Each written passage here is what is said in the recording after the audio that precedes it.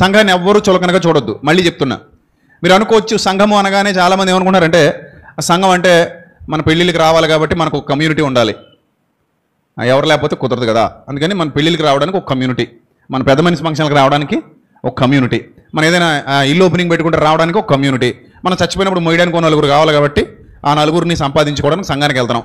ఏదో సంఘంలో ఉండాలి కదండి, ఏదో సంఘం లేకపోతే మనకి ఎలా కుదురుతుందండి మరి కార్యక్రమాలు కానీ అనుకునేవారు మరికొందరు. ఇంకొందరు అయితే ఆ సంఘం అంటే ఏదో గొప్పతనం చూపించుకోవడానికి అన్నట్టు మరికొందరు. అలా అలా అస్సలు ఊహించుకోవద్దు మీరు సంఘాన్ని సంఘంలాగే అర్థం చేసుకోండి. ఇది లోకంలో వ్యక్తులు ఏర్పాటు చేసుకున్నట్టుగా దీన్ని పరిగణలోకి తీసుకోవద్దు, అది ఇంకా పొరపాటు అయిపోద్ది. లోకంలో వ్యక్తులు రకరకాల సంఘాలు ఏర్పాటు చేసుకున్నారు, వ్యక్తి ఏర్పాటు చేసినవి అవి. ఇది అలా కాదు, ఇది క్రీస్తు యేసు ముఖ్యమైన మూలరాయి అయి ఉండగా ఆయన నివాస స్థలముగా కట్టబడుతుంది. ఎంత విచిత్రమో చెప్పనా? మీరు ఈరోజు ఇక్కడ సంఘంలో సభ్యులుగా కనబడుతున్నారు. మీరు ఈ సంఘంలో ఇలా సభ్యులుగా కనబడాలన్న నిశ్చయత మీరు చేసుకున్నది కాదు. అర్థమవుతుందన్నమాట? మీరు అనుకుంటే జరగలేదు ఇది. అసలు నువ్వు మారతావో మారవో నీకే తెలియదు, నీకు మారు మనసు వస్తుందో రాదో కూడా నీకు తెలియదు. అలాంటి నిన్ను పట్టుకున్న ప్రభువు నిన్ను పట్టుకుని ఏ సత్యవాక్యంతో అయితే నిన్ను పట్టేశారో ఆ సత్యవాక్యానికి నిన్ను ఆకర్షించి తీసుకొచ్చి ఇక్కడ కూర్చోబెట్టారు. నీ అదృష్టం ఏంటంటే నువ్వు లోకానుసారమైన బోధకు పట్టబడలేదు. ఒక లోకానుసారమైన బోధకు పట్టబడితే చాలా సంఘాల్లో కొన్ని పత్రికలు ప్రింట్ చేస్తున్నారు. ఆ పత్రికల్లో నేను చదివాను, ఆ పత్రికల్లో ఏమైనా ఉన్నాయంటే అవి ఒక 42 52 ఒక అంశాలు రాస్తున్నారు. అందులో ఈ అంశాల తాలూకా ఏంటి, ఈ అంశాల గురించిన వివరణ ఏంటని ఆలోచిస్తే అందులో పరలోక సంబంధమైన అంశం ఒక్కటి కూడా ఉండట్లా. ఈ సంవత్సరం ఖచ్చితంగా నాకు ఉద్యోగం వస్తుంది, ఆమెన్, దాన్ని ఎత్తిపట్టి ప్రార్థన చేస్తారట. ఈ సంవత్సరం మేము ఇల్లు కట్టుకుంటాం ఈ సంఘానికి వస్తే. అందులో కూడా ఇలాగే మెన్షన్ చేస్తున్నారు, ఏమంటే ఈ సంఘమునికి వచ్చిన వారందరూ ఇల్లు కట్టుకునేదరుగాక. ఆ సంఘం పేరు రాస్తారు అక్కడ. ఈ సంఘమునికి వచ్చిన వారందరూ ఇల్లు కట్టుకునేదరుగాక, ఈ సంఘమునికి వచ్చిన వారందరూ పెళ్లి చేసుకునేదరుగాక, ఈ సంఘమునికి వచ్చిన వారందరికీ ఉద్యోగం లభించునుగాక, ఈ సంఘమునికి వచ్చిన వారు అప్పులు తీరిపోవునుగాక. చూడండి ఎంత కుట్రతో కూడినటువంటి ఆలోచన విధానం. ఈ సంఘం ఏంటి? సార్వత్రిక సంఘం ఇది. ప్రత్యేకంగా ఈ సంఘం, ఈ సంస్థ అది దేవుడు ఒప్పుకునేది కాదు. అసలు సంఘానికి ఎందుకు పోవాలి? ఫస్ట్ పాయింట్, పాతాళ లోక ద్వారములను నీవు తప్పించుకోవాలి. అవునా? అసలు సమస్య అదే. పొద్దున అదే చెప్పాను నేను. మన సమస్యలన్నీ దేవుడికి చాలా చిన్నవి, కానీ అసలైన సమస్య ఏది? పాతాళం అనే సమస్య, పాపం అనే సమస్య. ఆ సమస్య నుండి నిన్ను విడిపించడానికి దేవుడు నిన్ను సంఘంలోకి తీసుకొచ్చాడు. మిగిలినవన్నీ ఆయన నీతిని రాజ్యాన్ని మొదట వెతికితే ఇవన్నీ తర్వాత చిల్లర విషయాలు ఆయనకి చాలా చిన్నవి. మనం అనుకునేవి పెద్దవి అనుకుంటాం, కానీ ఆయన దృష్టికి మాత్రం అవన్నీ చాలా చిన్నవి. ఆయన ఇవ్వాలనుకుంటే నిమిషాలు క్షణాలు పట్టవు. వీటి గురించి ఆయన పెద్ద సీరియస్గా ఆలోచించట్లేదు. ఆయన సీరియస్గా ఆలోచించే దేని గురించి అంటే నా రక్షణ కొరకు, నా పాప క్షమాపణ కొరకు, నా విమోచన కొరకు, నా నిత్య జీవ ప్రయాణం కొరకు. అది తప్ప వేరే ఏ ఆలోచన ఆయనకి లేదు. అందుకే నాయన అసలు సమస్య మీద పోరాడడానికి నేను ఇక్కడికి వచ్చానంటున్నారు యేసుక్రీస్తు. ఆయన పరలోకం విడిచి భూలోకానికి వచ్చారంటే ఒక సమస్య ఉంది, ఆ సమస్య మీద పోరాడడానికి వచ్చారు ఆయన. అదే పాతాళ లోకం నుండి నిన్ను నన్ను తప్పించాలి. Point number 1. పాయింట్ నెంబర్ 2, దేవుని నివాస స్థలముగా మిమ్మల్ని అందరినీ మార్చాలి. దేవుని నివాస స్థలముగా మనల్ని అందరినీ మార్చాలి. మన హృదయాలలో మొండ్ల తుప్పలు, గచ్చపొదలు, చెత్త చెదారం పేరుకుపోయిన పరిస్థితి నుండి ఒక అత్యద్భుతమైన దేవాలయంగా, దేవుని మందిరంగా, దేవుని నివాస స్థలంగా, దేవుని ఆలయంగా కట్టబడేటువంటి స్థితిని దేవుడు కోరుకున్నాడు. నిన్ను అలా చేయాలని ఆయన ఆశపడ్డాడు. నిన్ను ఆ స్థితిలో చూడాలని ఆయన కోరుకున్నాడు. నిన్ను అలా చూడాలని ఆయన కలగంటున్నాడు. అందుకే చెడిపోయిన స్థితిలో నుండి, పడిపోయిన స్థితిలో నుండి నేను లాక్కొచ్చి సంఘంలో కూర్చోబెట్టుకున్నాడు. గమనించాలి ప్రియమైన దేవుని ప్రజలరా, చెడిపోయిన పరిస్థితిలో నుండి, పడిపోయిన పరిస్థితిలో నుండి నిన్ను తీసుకొచ్చి సంఘము అనే ఆయన శరీరంలో నిన్ను కూర్చోబెట్టాడు. సో ఇక్కడ నీకు వాక్యంతో ఉదక స్నానం చేపిస్తున్నాడు, నిన్ను ఎంత దీవిస్తున్నాడు, నిన్ను ఎంత ఆశీర్వదిస్తున్నాడు అనేది పైకి కనబడదు. ఎప్పుడు గుర్తుపెట్టుకోండి, ఒక క్రైస్తవుడి ఆశీర్వాదం పైకి కనబడేది కాదు, ఒక క్రైస్తవుడి దీవెన పైకి కనబడేది కాదు. అది లోపల జరుగుతుంది. మొదట నీవు ఎక్కడ దీవించబడతావు? లోపల. మొదట నువ్వు ఎక్కడ ఆశీర్వదింపబడతావు? లోపల. మొదట నీకు జరిగే మేలులన్నీ ఎక్కడ జరుగుతాయంటే లోపల. నీ లోపల ఉన్న కల్మషం పోతుంటే లోపల దేవుడు నివాసం ఉండే పరిస్థితి ఏర్పడుతుంది. ఎప్పుడైతే నీ లోపల దేవుడు నివాసం ఉండడం మొదలు పెడతారో ఆటోమేటిక్గా నీ లోపల, నీ అంతరంగ మందిరం ఆయనకు అనుకూలంగా మారిపోతుంది. నీ అంతరంగ మందిరం ఆయనకు అనుకూలంగా మారిపోయినప్పుడు అప్పుడు నీ చుట్టూతో ఉన్న పరిస్థితులు మారడం మొదలు పెడతాయి. లోపల పరిస్థితులు మారనంత వరకు చుట్టూతో ఉన్న పరిస్థితులు మారవు. నేను ఎప్పుడు చెప్తాను సంఘానికి, లోపల మారితే బయట మారిపోతుంది, లోపల మారకపోతే బయట ఏమీ మారదు. గుర్తుపెట్టుకోండి, రాసి పెట్టుకోండి. ముందు ఎక్కడ మారాలి? లోపల. లోపల ఈ అంతరంగ స్వభావంలో ఎప్పుడైతే మార్పు సంభవించిందో, నీ అంతరంగంలో ఎప్పుడైతే ఆయనకు అనుకూలమైన పరిస్థితులు ఏర్పడ్డాయో, నీ అంతరంగంలో ఎప్పుడైతే దేవునికి ఉపయోగకరమైన స్థితి కనబడుతుందో, దేవుని ఆలయంగా, దేవుని మందిరంగా నీ లోపల నివాస స్థలమగుటకు మీరు ఏమవుతున్నారట? కట్టబడుచున్నారు. కట్టబడుచున్నారు. ఇల్లు కట్టడం మొదలు పెడితే 1 డేలో అయిపోద్దమ్మా. ఇల్లు 1 డేలో, ఒక 2 డేస్ 3 డేస్లో అయిపోద్దా? అవదగా. ఇటుక మీద ఇటుక, ఇటుక మీద ఇటుక, ఇటుక మీద ఇటుక పేర్చుకుంటూ వెళితే అప్పుడు కదా ఒక అందమైన మందిరం, ఒక అందమైన ఇల్లు, ఒక అందమైన వ్యవస్థ ఏర్పడుతుంది. ద సేమ్ సెన్స్ నిన్ను కూడా ఒక్క రోజులో దేవుడు చిత్రీకరించట్లేదు. ఆయన వాక్యమనే కుంచె తీసుకొని, వాక్యమనే ఆయన తాపి తీసుకుని ప్రతిరోజు నిన్ను కడుతున్నాడు. ప్రతి ఆదివారం నిన్ను కడుతున్నాడు. ప్రతి ఆదివారం దేవుని వాక్యంతో నిన్ను సరిదిద్దుతున్నాడు. దేవుని సమూహంలో, దేవుని యొక్క జ్ఞాన సంపదలో వర్ధిలింపజేస్తూ ఆయనకు నివాస స్థలమగుటకు కట్టబడుతున్నావు. ఆయనకు ఒక మందిరంగా మారిపోతున్నావు. రోజు ఆయన ఎసెన్స్, ఆయన భావజాలం ఎప్పుడైతే మనలోనికి వెళ్ళిపోతుందో ఒక చక్కటి మందిరంగా మనం దేవుని కొరకు కట్టబడుతున్నాం. బాగా అర్థం చేసుకోండి. దేవుడు సంఘములో నివసించాలనుకుంటున్నాడు. అనగా మీలో మనందరిలో దేవుడు నివసించడానికి ఇష్టపడుతున్నాడు. ఆయన మనందరిలో దేవుడు కొలువై ఉండడానికి ఇష్టపడుతున్నాడు. ప్రపంచంలో ఒకే ఒక్క ప్రభువు మనలో ఉండటానికి ఇష్టపడిన ప్రభువు యేసుక్రీస్తు ప్రభువు. ప్రపంచంలో ఒకే ఒక్క రాజు మనలో ఉండి పరిపాలన చేయడానికి ఇష్టపడినటువంటి రాజు యేసుక్రీస్తు అనే రాజు. లోకంలో చాలామంది ప్రభువులు ఉండొచ్చు. వారు ఎక్కడో ఒక ప్రాంతాన్ని ఎన్నుకొని ఆ ప్రాంతంలో కూర్చొని మీరందరూ అక్కడికి రావాలని చెప్పిన రాజులై ఉండొచ్చు, ప్రభువులై ఉండొచ్చు. కానీ యేసుక్రీస్తు అనే ప్రభువు అలాంటి ప్రభువు కాడు. ఆ ప్రభువు ఎంత గొప్ప ప్రభువు అంటే, పరలోకాన్ని విడిచిపెట్టి భూలోకానికి దిగి వచ్చి సాక్షాత్తు మానవుడి హృదయంలో నేనే కొలువై ఉంటానని, నీ హృదయాన్నే నా మందిరంగా మార్చుకుంటానని, నీలోనే ఉండి నేను నీ యొక్క ఆరాధన అందుకుంటానని, నీతోనే ఉండి నీ ఆరాధన పొందుకుంటానని వాగ్దానం చేసినటువంటి ఏకైక శక్తి కలిగినటువంటి ప్రభువు, మనందరి ప్రభువు యేసుక్రీస్తు ప్రభువు. ఆయన అందరికీ ప్రభువు. అలాంటి శక్తివంతుడైన యేసుక్రీస్తును మనం నమ్ముకున్నాం. అలాంటి శక్తివంతుడైన యేసుక్రీస్తును మనం ఆరాధిస్తున్నాం. అలాంటి ప్రభువును మనం కలిగి ఉన్నాం. అందుకే మీరు దేవునికి నివాస స్థలమై ఉండుటకు ఏమవుతున్నారు? కట్టబడుతున్నారు. ప్రతి కట్టడము ఆయనలో చక్కగా అమర్చబడి ప్రభువునందు పరిశుద్ధమైన దేవాలయమగుటకు వృద్ధి పొందుచున్నది. వృద్ధి పొందుచున్న నాటబడిన మొక్క ఎలాగైతే దినదినం ఎదుగుతూ కొంచెంగా ఎదుగుతూ ఒక మహావృక్షంగా మారిపోతుందో, అదేవిధంగా క్రైస్తవ భక్తి జీవితం కూడా, సంఘములో చేర్చబడినటువంటి ఒక విశ్వాసి జీవితం కూడా కొంచెంగా ఎదుగుతూ వృద్ధి పొందుతుంది. దేవాలయమగుటకు కట్టబడుతుంది. రోజుకి ఆ భావజాలం మనలో పేరుకున్న కొలది మనం రూపాంతరం చెందుతాం. ఒక్క రోజులో ఏది సాధ్యం కాదు. మీ అందరికీ తెలుసు, బియ్యం తినేవాళ్ళు ఉంటారు కొంతమంది. వాళ్ళకి అదొక అలవాటు. ఒక్కరోజు బియ్యం తింటే రక్తహీనత వచ్చేస్తుందా? ఒక్కరోజు బియ్యం తిన్నందుకు వాళ్ళు హాస్పిటల్ పాలైపోతారా? నో. అది డైలీ కంటిన్యూ అవుతుంది. వాళ్ళకి ఏమవుతుంది? డైలీ హ్యాబిట్గా మారిపోద్ది. అదొక హ్యాబిచువల్ యాక్షన్ అవుతుంది. రోజు బియ్యం తింటారు. బియ్యం ఏరుతున్న ప్రతిసారి బియ్యం తింటారు. ఒక నెలకి, 2 నెలలకి, 3 నెలలకి, 5 నెలలకు, సంవత్సరానికో రక్తహీనత బారిన పడతారు, హాస్పిటల్ పాలు అవుతారు. అంటే ఒక ప్రక్రియ లేదా ఒక క్రియ ప్రతిరోజు చేస్తూ ఉండడం వల్ల, ప్రతిరోజు జరుగుతూ ఉండడం వల్ల, ప్రతిరోజు జరిపిస్తూ ఉండడం వల్ల అది ఏమైపోతుందంటే, అది మంచిదైతే మంచిగాను మంచి ప్రభావాన్ని, చెడ్డదైతే చెడ్డ ప్రభావాన్ని శరీరం మీద కానీ ఆత్మ మీద కానీ చూపిస్తుంది. అది మంచి పని అయితే మంచి ప్రభావాన్ని పొందుకుంటాం, చెడ్డ పని అయితే చెడ్డ ప్రభావాన్ని పొందుకుంటాం. దినాలు గడిచే కొలది అది మన మీద ఆ ప్రభావాన్ని ఏం చేస్తుంది? చూపిస్తుంది. అలాగే మీరు ప్రతిరోజు దేవుని వాక్యం వింటున్నారు అనుకోండి, ప్రతిరోజు దేవుని వాక్యంలో ఎదుగుతున్నారు అనుకోండి, ప్రతిరోజు దేవుని వాక్యాన్ని అర్థం చేసుకునే ప్రయత్నం చేస్తున్నారు అనుకోండి, దేవుని వాక్యంలో ఎదుగుతూ మీరు ఒక సంపూర్ణ దేవాలయంగా మారిపోతారు. ఒక ప్రశాంతమైన దేవాలయంగా మారిపోతారు. యేసుక్రీస్తు కొలువై ఉండే ఒక అద్భుతమైన, అందమైన ఒక అంతరంగిక మందిరం లోపల తయారవుతుంది. ఎప్పుడైతే మన లోపల అలాంటి మందిరం వాక్యంతో కట్టబడి తయారవుతుందో ఖచ్చితంగా లోపల ఆయన ఉన్నప్పుడు బయట పరిస్థితులు ఆటోమేటిక్గా మారిపోతాయి. దేవుని నామానికి మహిమ కలుగునుగాక. లోపల పరిస్థితులు బాగున్నప్పుడు బయట పరిస్థితులు ఆటోమేటిక్గా మారతాయి.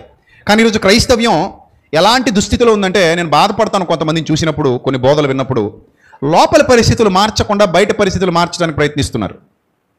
కడుపులో కంతి ఉంది, పైన క్రీమ్ పూస్తే చెప్పండి, కడుపులో కంతి పెట్టుకుని పైన క్రీమ్ పూస్తున్నారు, పెయిన్ బామ్ రాస్తున్నారు.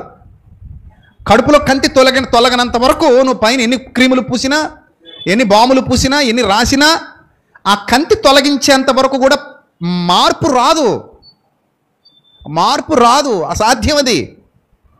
అందుకే యేసుప్రభు చెప్పారు, ఓ గుడ్డి పరిసయుడా, మొదట పళ్ళాన్ని లోపల కడుగు, వెలుపల కాదు. ఎక్కడ కడగాలి? గుడ్డి పరిసయుడా, లోపల కడుగు అన్నాడు. చాలా స్ట్రాంగ్ స్టేట్మెంట్ అది. చాలా సూటిగా మాట్లాడారు యేసుప్రభు అక్కడ, చాలా సూటిగా, స్ట్రైట్ ఫార్వర్డ్. గుడ్డి పరిసయుడా, అజితేంద్రియత్వంతో నిండి ఉన్నవాడా, నీ గిన్నె పళ్ళెము మొదట లోపల శుభ్రం చేయి. ఆటోమేటిక్గా నువ్వు లోపల శుభ్రం అయితే బయట పరిస్థితులు మారిపోతాయి. యేసుప్రభు కూడా అదే చెప్పాడు, మొదట నా నీతిని లోపల పెట్టుకో, మొదట నా రాజ్య విస్తరణ కొరకు ప్రయత్నపడు, రాజ్యాన్ని వెతుకు, బయట పరిస్థితులు ఆటోమేటిక్గా మారతాయి. మీలో చాలామంది ప్రభు నన్ను దీవించాలని, ప్రభు నన్ను ఆశీర్వదించాలని, ప్రభు నన్ను హెచ్చించాలని, ప్రభు నన్ను బలపరచాలని, ప్రభు నన్ను స్థిరపరచాలని, ప్రభు నా సమస్యలన్నిటిలో నుండి విడిపించాలని, ప్రభు నన్ను స్వస్థపరచాలని, ప్రభు నాకు సహాయం చేయాలని, ప్రభు నన్ను ఆశీర్వదించాలని రకరకాల కోరికలతో ఉన్నారు. బట్ వీటన్నిటికంటే ముందు లోపల ప్రభు ఉండాలి. లోపల ప్రభు ఉంటే, లోపల ప్రభు నివాసం ఉంటే, మీ అంతరంగ మందిరం ప్రభుదైతే మీ చుట్టూతో ఉన్న పరిస్థితులు ఆటోమేటిక్గా మారిపోతాయి. లోపల ప్రభు లేనప్పుడు మీ చుట్టూతో ఉన్న పరిస్థితుల కోసం మాత్రమే ప్రభువును ఆశ్రయిస్తే దానివల్ల ప్రయోజనం ఉండదు. నా పాయింట్ అర్థమైంది అనుకుంటాను మీకు. మీ చుట్టూతో ఉన్న పరిస్థితులు మారాలి అంటే మొదట నా నీతిని, మొదట నా రాజ్యాన్ని వెతకండి. అప్పుడు అవన్నీ మీకు అనుగ్రహింపబడను. ఏది మొదట, ఏది సెకండరీ, ఏది మొదట, ఏది తర్వాత, అది గుర్తించాలి మనం. తర్వాత తీసుకొచ్చి మొదట తీసుకెళ్ళి తర్వాత పెడతానంటే అది వర్కౌట్ అవ్వదు. మొదటే, తర్వాతే. నీ జీవితంలో మార్పు రావాలని కోరుకుంటున్నావా? ముందు నీ హృదయంలో మార్పు తెచ్చుకో. నీ హృదయంలో మార్పు రానంత వరకు నీ జీవితంలో ఎలాంటి మార్పు రాదు. ఆ లోపల కంతి తొలగిపోతేనే నొప్పి తొలగిపోద్ది. ఆ కంతి అలా ఉన్నంత వరకు, ఆ గడ్డ అలా ఉన్నంత వరకు లోపల నొప్పి అలానే ఉంటుంది. పైన నువ్వు ఎన్ని పూతలు పెట్టినా తగ్గదు. నువ్వు జెండు బామ్ రాస్తావా, ఇంకో అమృతాంజన్ రాస్తావా, ఏమి రాసినా, లేకపోతే ఇంకా క్రీములు రాసినా, ఏం పూసినా అలానే ఉంటుంది. అది అందులో మార్పు రాదు కదా. వస్తుందా? రాదు. యూదులకైనను, గ్రీసు దేశస్థులకైనను, దేవుని సంఘమునకైనను అభ్యంతరము కలుగజేయకుడి. ఎందుకు ఈ మాట అన్నాడంటే, యూదులు గ్రీసు దేశస్థులు వేరుగా కనబడుతుంటే వారిలో నుండి ప్రత్యేకింపబడిన వారు దేవుని సంఘంగా పిలువబడుతున్నారు. ఇప్పటికీ యూదులు ఉన్నారు, ఇప్పటికీ గ్రీసు దేశస్థులు ఉన్నారు, ఇప్పటికీ ప్రపంచంలో చాలామంది అన్య జాతుల వారు, అన్య జనాంగాల వారు ఉన్నారు. కానీ వారిలో నుండి ప్రత్యేకింపబడిన వారంగా దేవుని సంఘంగా మనం కనబడుతున్నాం. పిలిచాడు, ఏర్పాటు చేసుకున్నాడు, తీసుకొచ్చాడు, పక్కన కూర్చొని పెట్టుకున్నాడు, ప్రత్యేకపరిచాడు. మనం వేరు, వాళ్ళు వేరు. వేరంటే కేవలం క్రియల్లో మాత్రమే. ఎందుకంటే క్రీస్తు క్రియలు, దేవుని క్రియలు మన యందు కనబడాలి. వారి యందు లోకపు క్రియలు, సాతాను క్రియలు కనబడుతూ ఉండొచ్చు. శరీరాశ, నేత్రాశ, జీవపుడమ అనే వాటికి వారు విలువనిస్తూ ఉండొచ్చు. వారికి పరలోకం గురించి వారికి ఐడియా లేదు, వాళ్ళు నమ్మరు. నిత్యజీవం గురించి వాళ్ళకి ఐడియా లేదు, వాళ్ళు నమ్మరు. పాప క్షమాపణ గురించి వాళ్ళకి ఐడియా లేదు, క్రీస్తు త్యాగం గురించి వాళ్ళకి ఐడియా లేదు, వాళ్ళు నమ్మరు. వాళ్ళు కేవలం ఈ లోకాన్ని చూస్తారు, లోక వ్యామోహంలో పడిపోతారు, లోక సంబంధమైన ఆలోచనల్లో బ్రతుకుతారు, అదే జీవితం అనుకుంటారు. కానీ క్రీస్తునందు విశ్వాసం ఉంచడం ద్వారా ఒక నూతనత్వాన్ని సంతరించుకునేదే సంఘం, ఒక నూతనమైన స్థితిలోనికి ఎదిగేదే సంఘం, ఒక నూతనమైన పరిపక్వతలోనికి వెళ్ళేది సంఘం. అందుకే ఇక్కడ దేవుడు నివాసమై ఉంటాడు. ఈ సంఘము క్రీస్తు సత్యానికి పునాదిగా ఉంటుంది. ఇక మరొక మాట మనం దైవ గ్రంథంలో నుండి చూస్తే, మరొక అద్భుతమైన మాట మనం దైవ గ్రంథంలో నుండి చూస్తే, పేతురు గారు రాసినటువంటి మొదటి పత్రిక 2వ అధ్యాయము 4వ వచనం నుంచి చదువుదాం. పేతురు గారు రాసినటువంటి మొదటి పత్రిక 2వ అధ్యాయము 4వ వచనం. మనుష్యుల చేత విసర్జింపబడినను, ఎంత బాగుంది చూడండి, మనుష్యుల చేత విసర్జింపబడినను దేవుని దృష్టికి ఏర్పరచబడినదియు అమూల్యమును సజీవమునైన రాయగు ప్రభువునొద్దకు వచ్చిన వారై. చూసారా, ఏ రాయి మీద కట్టబడింది సంఘం? మనుష్యుల చేత విసర్జింపబడినది. అర్థమైందా? మనుష్యుల చేత విసర్జింపబడినది, అయినను దేవుని దృష్టికి ఏర్పరచబడినది. దేవుని దృష్టికి ఏర్పరచబడినది అమూల్యమును సజీవమునైన రాయగు ప్రభువునొద్దకు వచ్చిన వారై యేసుక్రీస్తు ద్వారా దేవునికి అనుకూలములగు ఆత్మ సంబంధమైన బలులను అర్పించుటకు. చూసారా, మన బలి మారిందిగా. ఇప్పుడు మనం కూడా బలులు అర్పిస్తున్నాం. ఏ బలులు? ఏ బలులు? ఆత్మ సంబంధమైన బలులట. గొర్రెల యొక్కయు, మేకల యొక్కయు, ఎడ్ల యొక్కయు రక్తము మిమ్మల్ని విమోచించలేదు గనుక దాని నుంచి విడిపించబడిన వారై ఆత్మ సంబంధమైన బలులు అర్పించుటకు క్రీస్తు యొద్దకు వచ్చిన వారై. చదవండి. పరిశుద్ధ యాజకులుగా ఉండునట్లు. ఏ బలులు? ఆత్మ సంబంధమైన బలులు. ప్రతిరోజు ఇక్కడ బలులు జరుగుతూనే ఉంటాయి మన హృదయంలో. బలి ఏ బలి జరుగుతుంది మన హృదయంలో? క్రీస్తు కొరకు మనం చేసే ప్రతి త్యాగం బలే. ఆ రోజుల్లో ఒక ఎద్దునో ఒక గొర్రెనో త్యాగం చేసేవారు. ఏదో ఒక పశువుని తీసుకెళ్ళి బలేసేవారు వాళ్ళు. కానీ మనం మన జీవితంలో బలిగా అర్పించబడుతున్నాం. వధింపబడిన గొర్రె పిల్ల వలె యేసుక్రీస్తు కనబడుతున్నారు మన శరీరంలో, మన జీవితంలో, మన బ్రతుకులో. మనం అర్పించేటువంటి బలులు ఏవైతే అవన్నీ కూడా ఏ బలులు అంటున్నాడంటే ఆత్మ సంబంధమైన బలులు అర్పించుటకు పరిశుద్ధ యాజకులుగా ఉండునట్లు మీరును సజీవమైన రాళ్ల వలె ఉండి ఆత్మ సంబంధమైన మందిరముగా కట్టబడుచున్నారు. ఎంత బాగుంది మాట. ఏ మందిరంగా కట్టబడుతున్నాం మనం? ఏ మందిరంగా కట్టబడుతున్నాం? ఆత్మ సంబంధమైన మందిరముగా ఉండుటకు మీరందరూ ఏమవుతున్నారు? కట్టబడుచున్నారు. నువ్వు దినదినం దేవునిలో కట్టబడుతున్నావు. ఒక ఆత్మ సంబంధమైన మందిరాన్ని నువ్వు. అందుకే నేనే మందిరాన్ని. ఎవరు మందిరం? నేనే మందిరం. నీ దేహమే మందిరం, నీవే మందిరం. ఈ మందిరాలన్నీ కలిస్తే సంఘం. ఇది మహాదేవాలయం. ఈ మందిరాలన్నీ కలిస్తే ఒక మహాదేవాలయం అవుతుంది. మహాదేవాలయం. ఆ మహాదేవాలయం ఇక్కడ కూడుకుంటుంది, ప్రభువును ఆరాధిస్తుంది. ఈ మహాదేవాలయంలో నువ్వు సభ్యురాలివి. అందుకే మీరు సమాజముగా కూడుట మానక ఆ దినము సమీపించుట మీరు చూచిన కొలది మరి ఎక్కువగా అలాగూ చేయొచ్చు అన్నాడు. సంఘాన్ని చులకనగా చూడొద్దు. సంఘములో నిలబడండి, సంఘమును ఆశ్రయించండి. సంఘము ద్వారా మీరు పాతాళాన్ని జయించండి. సంఘము దేవుని వాసస్థలమై ఉంటుంది. సంఘం మహాదేవుని మందిరం అవుతుంది. సంఘములో మీరు అనేకమైన దీవెనలు పొందుకుంటారు, అనేకమైన ఆశీర్వాదాలు పొందుకుంటారు. సంఘము మిమ్మల్ని స్వస్థపరుస్తుంది, సంఘము మిమ్మల్ని బలపరుస్తుంది, సంఘం మిమ్మల్ని దేవునికి దగ్గర చేస్తుంది. సంఘము నిత్యాశీర్వాదాన్ని, నిత్య జీవితాన్ని మీకు ధారాదత్తం చేస్తుంది. అలాంటి సంఘము ఎందుకంత గొప్పదయ్యింది అని అంటే అక్కడ క్రీస్తు పరిశుద్ధాత్మ నివసిస్తున్నారు గనుక. అక్కడ క్రీస్తు శక్తి, పరిశుద్ధాత్మని యొక్క ఆదరణ, సహవాసము మనకి లభిస్తుంది గనుక ఇక్కడ వాక్యం వినబడుతోంది. ఆ వాక్యమే దేవుడై ఉండెను. ఆ వాక్యం ఏమై ఉండెను? దేవుడై ఉండెను. ఆ వాక్యము శరీరధారిగా కృపా సత్య సంపూర్ణుడిగా ఈ భూమి మీదకి వచ్చింది, నడయాడింది, కొంతకాలం ఇక్కడ ఉండి వెళ్ళింది. అలాంటి వాక్యపు పరిధిలో మీరు ఉంటారు కనుక శక్తిని పొందుకుంటారు మీరు అని చెప్పాడు. ఒక శక్తి, మీకు తెలియని శక్తి మిమ్మల్ని ఆవరించి ఉంటుంది. మీకు తెలియని శక్తి మిమ్మల్ని బలపరుస్తుంది. చూడండి, మన ఇంట్లో వైఫై ఉందా అని అడుగుతారు ఎవరో వచ్చి. ఉంది బాబా, గదిలో ఉందంటే. తలుపు తీసి ఎక్కడా కనబడలేదంటే ఉంది ఆయన గదిలోనే ఉంది చూడు. ఎర్రగా ఉంటుందో, నల్లగా ఉంటుందో, తెల్లగా ఉంటుందంటే ఇంకంతకంటే పిచ్చితనం ఇంకోటి ఉండదు కదా. ఉంటుంది. ఆ ఇంట్లో ఉందట వైఫై, నెట్వర్క్ అంటారు దాన్ని. అది కనిపిస్తుందా? కనిపించదు. మనం వాడుతున్నప్పుడు తెలుస్తుంది. ఓహో, సిగ్నల్ వచ్చిందండో, ఉంది, ఇక్కడెక్కడ ఉంది, ఇక్కడెక్కడ ఉంది. సరే, అలా నడుచుకుంటూ వెళ్ళిపోతున్నాం మనం ముందుకి. కొంత దూరం వెళ్ళాక ఏమైంది? కట్ అయింది. అంటే దాని పరిధిలో నుండి, ఆ క్షేత్రంలో నుండి నువ్వు బయటికి వెళ్ళిపోయావని అర్థం. దాన్ని క్షేత్రం అంటారు. సర్కిల్. ఆ సర్కిల్లో నుండి ఆ సిగ్నల్ రేంజ్, ఆ రేంజ్లో నుండి నువ్వు బయటికి వెళ్ళిపోయావు. అక్కడ అది నీకు పని చేయదు. అర్థమైందా? కానీ అక్కడ ఉంది, అది కనిపించదు. అలాగే దేవుని సన్నిధి, దేవుని సంఘము, దేవుని పిల్లల సమూహము, పరిశుద్ధులందరూ ఏకమైన ఒక ప్రశాంతమైన దేవుని మందిరము. ఈ మందిరములో దేవుని యొక్క మహిమ నిలిచి ఉంటుంది. ఈ మందిరములో దేవుని యొక్క ప్రభావం ఉంటుంది. దేవుని ఆత్మ నడిపింపు ఉంటుంది. ఇక్కడ దేవుని ఆత్మ సన్నిధి ఉంటుంది. ఆయన ఆత్మ ప్రకాశం ఉంటుంది. అది మీ హృదయాలలో కొలువై ఉంటుంది. అలా మిమ్మల్ని దేవునికి నివాస స్థలమై ఉండుటకు దేవుడు కడతాడు. ఇక్కడ మీకు శక్తినిస్తాడు, బలాన్ని ఇస్తాడు. అది చెప్తుంది దేవుని వాక్యం. నేను దేవుని సన్నిధికి వెళ్తున్నానంటే రాతి కట్టడాల మధ్యకి వెళ్ళట్లా. అందుకే రాతి కట్టడాలు దేవుని సంఘం అనలా, సజీవమైన దేవుని మందిరాలు మీరు అన్నాడు.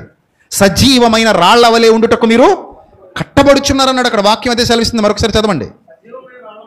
సజీవమైన రాళ్ల వలె ఉండి ఆత్మ సంబంధమైన బలులు అర్పించుటకు పరిశుద్ధ యాజకులుగా ఉండునట్లు ఆత్మ సంబంధమైన మందిరముగా కట్టబడుచున్నారు. ఏల అనగా 6వ వచనం చదువుదాం.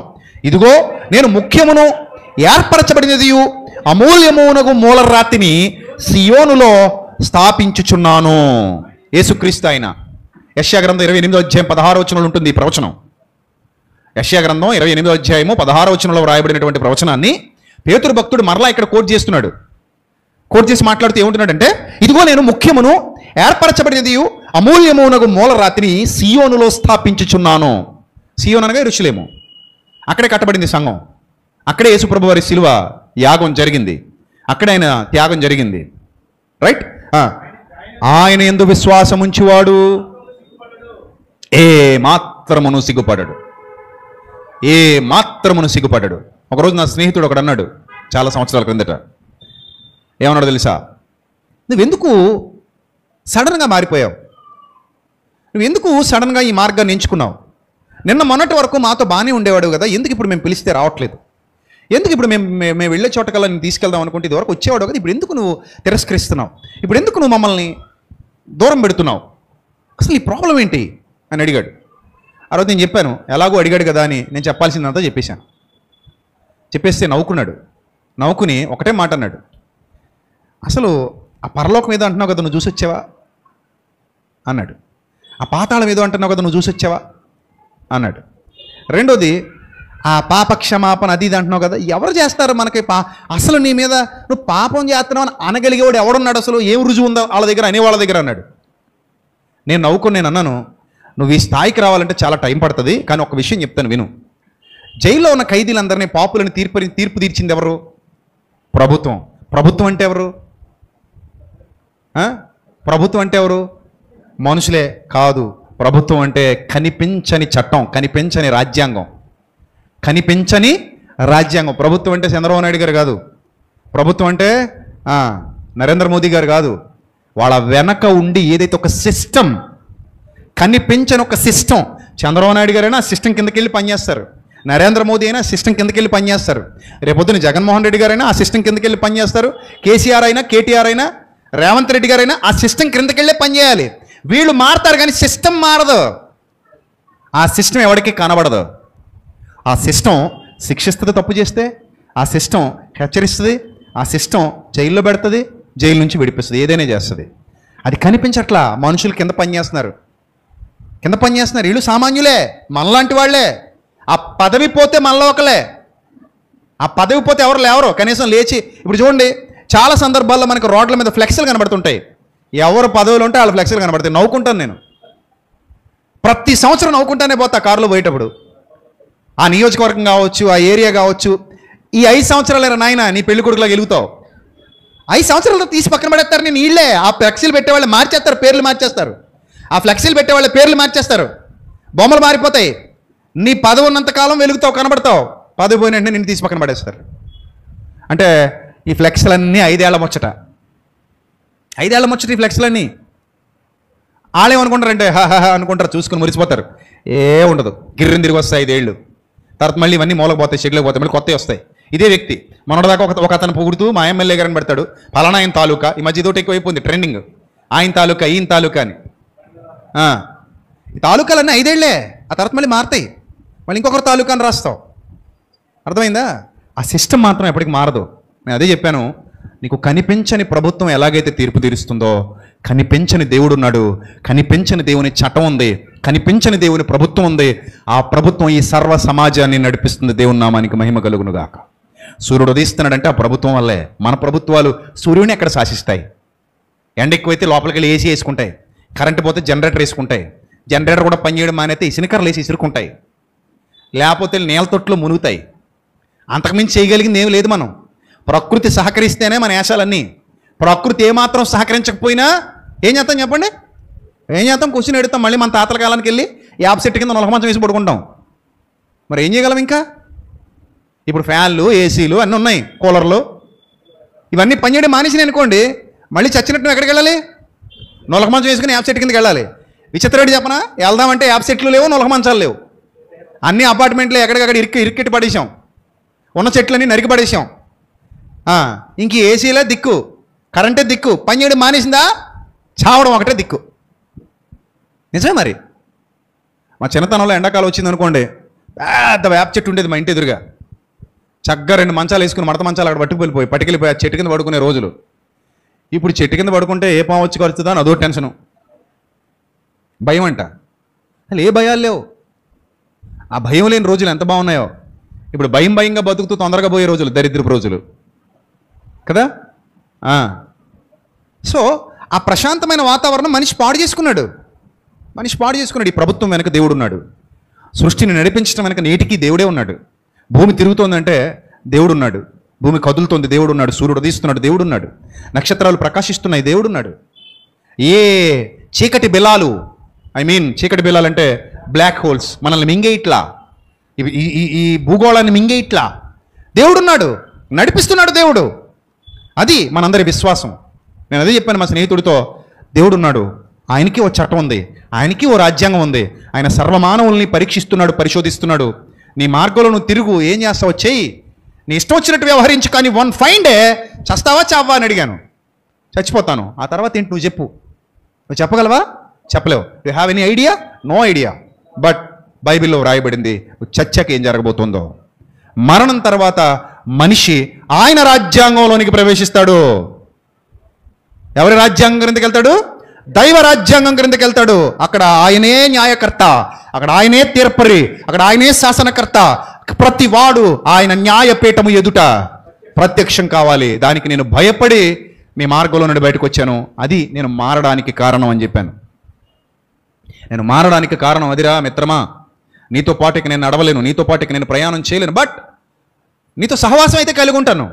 You are my friend. నీ మార్గం వేరు కావచ్చు, నా మార్గం వేరు కావచ్చు, బట్ నేను నీ స్నేహితుడిని, నువ్వు నా స్నేహితుడు, అంతే. నీకు నాకు ఏ శత్రుత్వం లేదు. You are my friend, I'm also your friend. But నా ఆలోచన విధానం వేరైంది, నీ ఆలోచన విధానం వేరైంది, అంతే. That's all. అంతకుమించి ఏం లేదు ఇక్కడ. నువ్వు ఆ రాజ్యాంగానికి భయపడితే, ఆ దైవ రాజ్యాంగానికి లోబడితే, ఆ దైవ రాజ్యాంగానికి భయపడితే నువ్వు కూడా ఒకనొక దినాన సమాధానం చెప్పుకోవాల్సిన పరిస్థితి వస్తుంది. వన్ ఫైన్ డే నువ్వు సమాధానం చెప్పుకోవాల్సిన పరిస్థితి వస్తుంది. అప్పుడు నువ్వు తప్పించుకోగలవా? అప్పుడు నువ్వు విడిపించుకోగలవా? అప్పుడు నీకు న్యాయమైన తీర్పు దేవుడు విధిస్తే ఆ జైల్లో నుండి బయటికి రాగలవా? జైల్లో నుండి బయటికి రాగలవా? చూడండి, చాలా ప్రమాదకరంగా ఉంటుంది కొన్ని సందర్భాల్లో.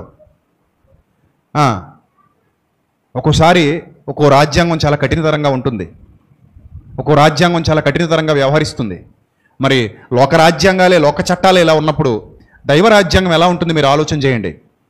దైవ రాజ్యాంగం ఎంత స్ట్రాంగ్గా ఉంటుంది, దైవ రాజ్యాంగం ఎంత క్లిష్టంగా ఉంటుంది, ఎంత కష్టంగా ఉంటుంది. నిన్న మొన్న నాకు ఖతార్ నుంచి ఒక కాల్ వచ్చింది. ఎవరో దైవ సేవకులు వెళ్ళారట అక్కడికి, వాక్యం ప్రకటించడానికి ఎవరో పిలిస్తే వెళ్ళినట్టున్నారు. దిగ్గానే వాళ్ళని అరెస్ట్ చేసి లోపల ఇచ్చారు. 11 మందిని అరెస్ట్ చేశారట.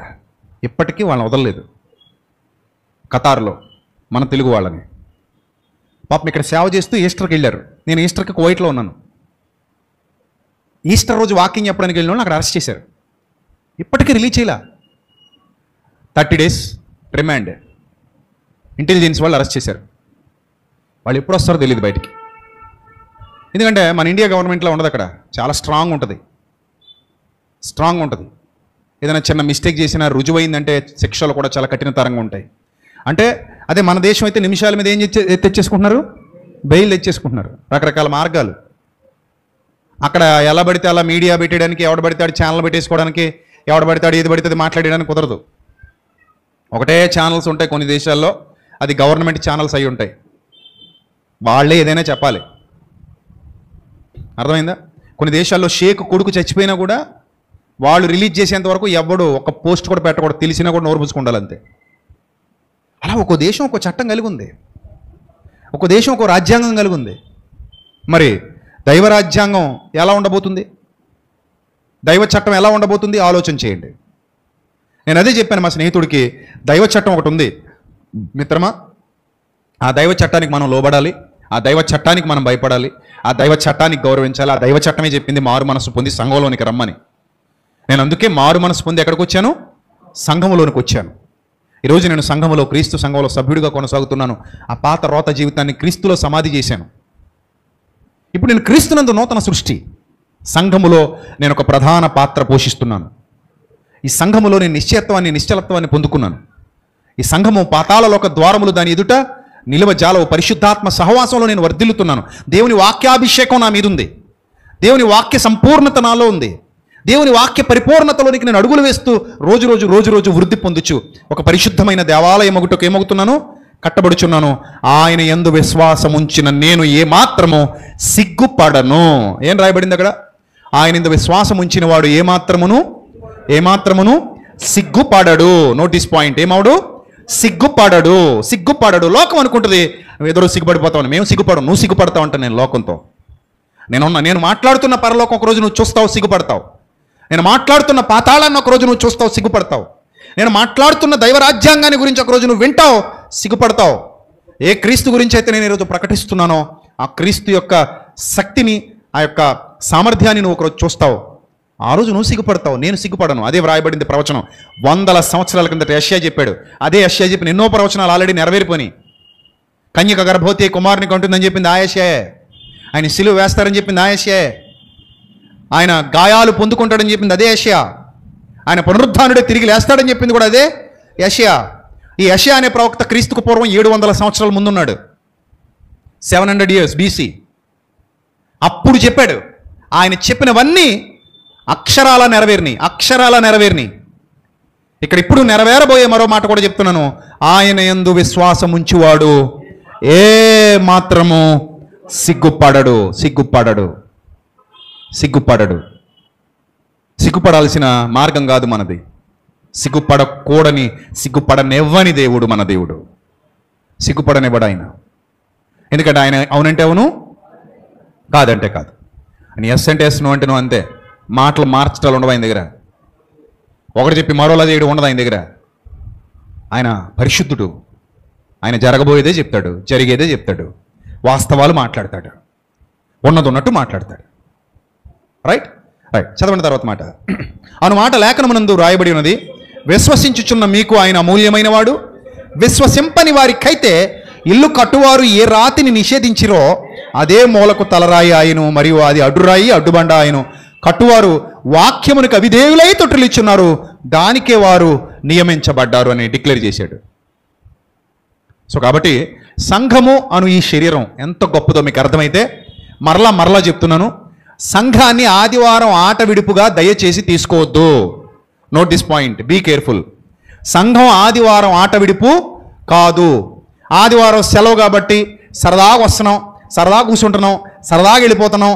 No, not at all. సంఘము అనేది నీకు శక్తినిచ్చే కేంద్రం. సంఘం అనేది ఏంటి? నీకు శక్తినిచ్చే పవర్ పాయింట్ ఇది. ఇప్పుడు పొద్దున కూడా చెప్పాను, ఈ మొబైల్ ఉంది, ఇది పనిచేస్తుంది. కాసేపటికి ఇది పని చేయకుండా ఆగిపోద్ది. అప్పుడు నేను దీన్ని ఎక్కడికి పంపించాలి? ఛార్జింగ్ పోర్ట్ పెట్టి పవర్ దగ్గరికి పంపించాలి. అప్పుడు ఇది ఏం చేస్తుంది? మళ్ళీ పవర్ తీసుకుంటుంది. ఆ పవర్ స్టేషన్లో నుంచి పవర్ తీసుకుని మరలా ఏమవుతుంది? రీఛార్జ్ అవుతుంది. మీరు కూడా సంఘానికి ఎందుకు వస్తున్నారు తెలుసా? లోకం మిమ్మల్ని డామినేట్ చేయకుండా మీరు ఇక్కడ రీఛార్జ్ అవుతారు. లోకం మిమ్మల్ని ఎప్పుడు డామినేట్ చేస్తుందో తెలుసా? మీరు సంఘానికి దూరం అయితే లోకం మిమ్మల్ని డామినేట్ చేస్తుంది. బ్యాటరీ డెడ్ అయిపోద్ది కొన్నాళ్ళకి. ఇదే మొబైల్ ఛార్జ్ అయిపోయింది అనుకుందాం, నేను ఛార్జ్ చేయట్లా, పక్కన పడేసా. కొన్నాళ్ళు గడిచింది, బూస్ట్ అవ్వదు, ఇంకా పనిచేది, బ్యాటరీ డెడ్ అయిపోయింది, చచ్చిపోయింది. అలాగే దేవుని సన్నిధికి దూరం అయినోడు కూడా చచ్చిపోతాడు కొన్నాళ్ళకి. మొక్క నాటేసి నీరు పోయకపోతే మొక్క ఏమైపోద్ది? చచ్చిపోద్ది. మిమ్మల్ని ఇక్కడ నాటాడు దేవుడు, నాటినోడికి నేనేం పోయాలి? నీరు పోయాలి. పౌలు భక్తుడు అదే చెప్పాడు. చూడండి, కొరింథీ పత్రిక స్పష్టంగా ఉంటుంది వాక్యం. ఆ మాట కొరింథీయులకు రాసిన మొదటి పత్రిక 3వ అధ్యాయం. కొరింథీయులకు రాసిన మొదటి పత్రిక 3వ అధ్యాయము 5వ వచనం నుంచి చదువుదాం. ఒక్కొక్కరికి ప్రభు అనుగ్రహించిన ప్రకారము వారి ద్వారా మీరు విశ్వసించితిరి. నేను నాటాను, అపోల్లో నీళ్లు పోసాడట. పౌలు గారు నాటాడంట, అపోల్లో ఏం పోసాడట? నీళ్లు పోసాడట. వృద్ధి కలుగజేసిన వాడు దేవుడే. మీరు వృద్ధి పొందాలి. బయటికి వెళ్తే సాతాను మిమ్మల్ని లాగేస్తాడు. మీ విశ్వాసాన్ని తినేయడానికి చాలామంది మత ఉన్మాదులు సోషల్ మీడియాలో ఛానల్ పెట్టి మరీ కూర్చున్నారు. నిజం, చాలామందిని మింగేద్దామని సాతాను ఎన్నుకున్న సాధనాలు వాళ్ళు మింగడానికి ప్రయత్నిస్తున్నారు. జ్ఞానం కరువైన, జ్ఞానం కొదువైన ప్రతోడిని మింగేద్దామని చూస్తున్నారు వాళ్ళు. లేని వార్తలు పుట్టిస్తున్నారు, తప్పుడు మాటలు మాట్లాడతారు. ఎన్ని అవాక్కులు చవాక్కులు పేల్తారో బైబిల్ మీద.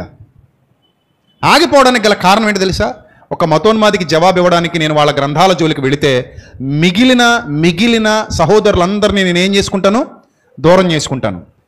ఒక్కడి కోసం నేను అందరినీ దూరం చేసుకోకూడదు. ఎవడో మురిగాడని చెప్పేసి వాడికి సమాధానం ఇవ్వడానికి మనం అందరినీ దూరం చేసుకోకూడదన్న ఒక్క కారణంతో ఆగిపోతున్నాను తప్ప, లేకపోతే అలాంటి వాళ్ళు అందరినీ గాలికి చెదరగొట్టబడి పుట్లేకి ఎగిరిపోతారు వాళ్ళు. అంత సబ్జెక్ట్ ఉంది, అన్ని పుస్తకాలు ఉన్నాయి. ఎందుకు అనవసరంగా మనకు అవసరం లేని విషయాల్లో మనం వేలు పెట్టకూడదు, మన అవసరం లేని విషయాల గురించి మనం మాట్లాడకూడదు, మనకు సంబంధం లేని విషయాలు మనం మాట్లాడకూడదు అని మౌనంగా ఉండిపోతుంటే వాళ్ళు రోజు రోజుకి బైబిల్ మీద బుర్ర చల్లడం, బైబిల్ మీద తప్పుడు మాటలు ప్రచారం చేయటం, బైబిల్ గురించి లేని వార్తలు పుట్టించడం, వాళ్ళు వక్రీకరించి మాట్లాడడం చూస్తుంటే బాధేస్తుంది. అర్థమైందా? వాళ్ళు కొంతమందిని మింగేద్దామని ప్రయత్నిస్తున్నారు. ఈ అమాయకులు, సరిగా బైబిల్ తెలియని వాళ్ళు, సరిగా బైబిల్ జ్ఞానం అర్థం కాని వాళ్ళు చెప్పేదే సత్యం అనుకుని మోసపోతుంటారు. అంతెందుకు, లోతు కుమార్తెల గురించి, లోతు గురించి ఎంత వల్గరగా మాడతారో ఆ మహాపరిశుద్ధులు. నేను మాట్లాడితే పునాదులు కదిలిపోతాయి, పునాదులు కదిలిపోతాయి. కానీ మనం మాట్లాడలా, ఎందుకు? వద్దు, అనవసరం, మనకు అవసరం లేదని. తప్పు కూడా అది. మనకు అవసరం లేని విషయాలు మనం టచ్ చేయకూడదు, ఎదుటివారి విశ్వాసాలను మనం కించపరచకూడదు. అసలు లోతు గురించి, లోతు కుమార్తెల గురించి ఏం రాయబడింది అక్కడ? ఏం జరిగింది అక్కడ చరిత్రలో? అక్కడ తప్పు చేసింది ఎవరు? పోనీ అలా చేయమని దేవుడు ఎక్కడైనా వ్రాయించాడా? అలా చేస్తూ పొండని ఏమైనా అందరికీ ఉపదేశించాడా? లోతు ఏమైనా దేవుడా? లోతు కుమార్తెలు ఏమైనా దేవతలా? ఎవరు వాళ్ళు? సాదాసీదా మనుషులు, సామాన్య మానవులు. అలా చేయకూడదు అని చెప్పబడింది తప్ప గ్రంథంలో అలా చెయ్యండి అని ఎక్కడ వ్రాయబడలేదు. జరిగిన విషయాన్ని చెప్పినంత మాత్రాన అది అపవిత్ర గ్రంథం కాదు. అలాగనుకుంటే మన వార్తాపత్రికలు చదవకూడదు, న్యూస్ ఛానల్ చూడకూడదు. అందులో జరిగినవన్నీ చెప్తారు, కొంచెం వేసి మరీ చెప్తారు వాళ్ళు, మసాలా. మరి అన్నీ అపవిత్రమైపోయినట్టేనా? ఆ పత్రిక మొత్తం అపవిత్రమేనా? కాదు. కాబట్టి ప్రియమైన దేవుని ప్రజలారా, గొప్పదైన క్రీస్తు సంఘంలో మనం వర్ధిల్లుతున్నాం, క్రీస్తు ప్రేమలో మనం వర్ధిల్లుతున్నాం, క్రీస్తు కృపలో మనం వర్ధిల్లుతున్నాం. ఇక్కడ చెప్తున్నాడు, అప్పుల్లో నీళ్లు పోసాడు, మీరు నీళ్లు పోయబడి పెంచబడుతున్నారు. చక్కగా దేవుని సంఘంలో వర్ధిల్లాలి, మీకు రీఛార్జ్ అవ్వాలి, లోకంలోనికి వెళ్ళాలి, లోక మాలిన్యం మీకు అంటించుకోకుండా మీరు తప్పించుకోవాలి, మరలా దేవుని సంఘానికి రావాలి, ఆత్మతో సత్యంతో ఆరాధించాలి, సత్యవాక్యాన్ని ధ్యానించాలి, నేర్చుకోవాలి, బలపరచబడాలి, స్థిరపరచబడాలి. అప్పుడు సమస్త దీవెనలు మీ తలలకు పైగా నిలిచి ఉంటాయి. ఎప్పుడు మీ హృదయంలో దేవుని వాక్యం పోయబడుతోందో, దేవుని వాక్యం కొరకు మీరు ఎప్పుడైతే పరుగులు తీస్తారో, సంఘానికి ఎప్పుడైతే వాక్యం పట్ల తృష్ణ తపన పెరుగుతోందో, సమస్త ఆశీర్వాదాలు దేవుడు మీ తలలకు పైగా ఉంచుతాడు, నిలుపుతాడు. ఆయన సత్య వాక్కు చేత మిమ్మల్ని, మీ కుటుంబాల్ని బలపరుస్తాడు, స్థిరపరుస్తాడు, మీకు కావలసిన సమస్తాన్ని సమకూర్చి పెడతాడు. సమస్తము సమకూడి జరుగుతాయి. ఎప్పుడు? లోపల ఆయన ఉన్నప్పుడు.